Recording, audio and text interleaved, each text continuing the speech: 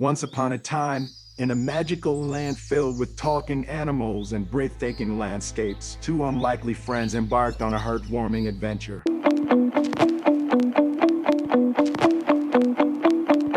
Hey Max, what trouble are you planning today? Oh, just a little prank, my dear friend. Max, not right to harm others for fun. Let's find a way to bring smiles instead of tears. You know, Oliver, you were right. We should do something to make amends for my pranks. I have an idea. Let's organize a surprise party for all the animals in the forest. It'll be a wonderful way to spread joy and make new friends. Welcome, everyone. Let's celebrate friendship and the power of kindness. Thanks to you, Oliver, I'm grateful for your guidance. Max, I'm proud of how far you've come. You've learned the true meaning of friendship.